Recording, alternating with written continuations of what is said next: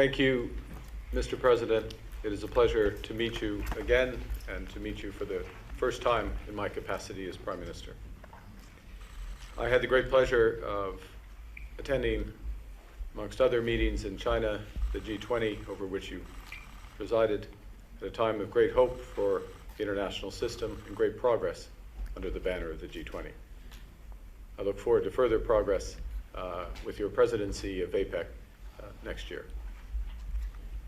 As you mentioned, our countries have a long history of cooperation, engagement, and trade.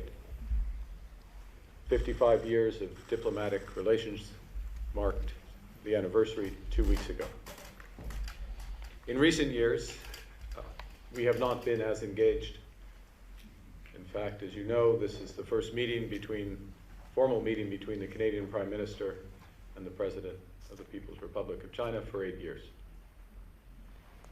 Distance is not the way to solve problems, not the way to serve our people with people-centric growth, as you have advocated. Pragmatic and constructive engagement is, and I welcome the momentum that has been established in recent months, meetings of our officials, meetings of ministers, and the meeting that I was able to have with Premier Li in New York.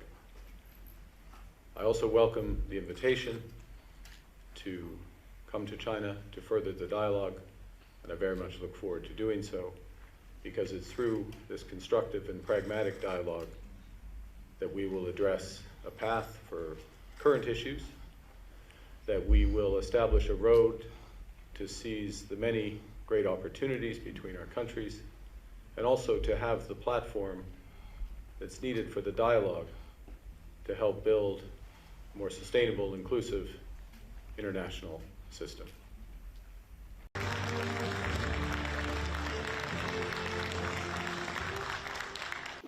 Our world is undergoing one of the most profound shifts since the fall of the Berlin Wall.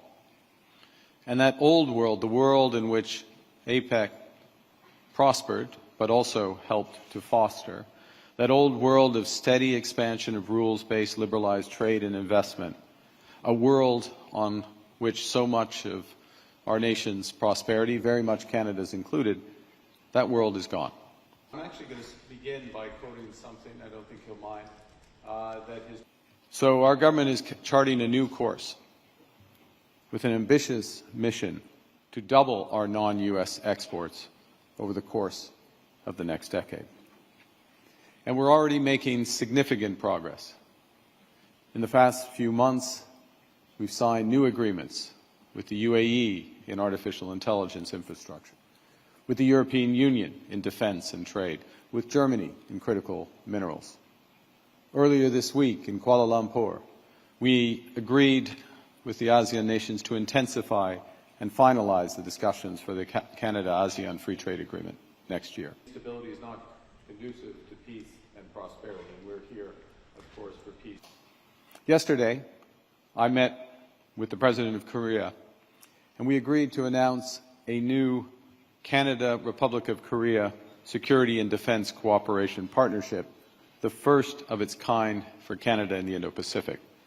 This is cooperation on security, defense, and also cooperation in the emerging domains of cyber, space, and hybrid threats.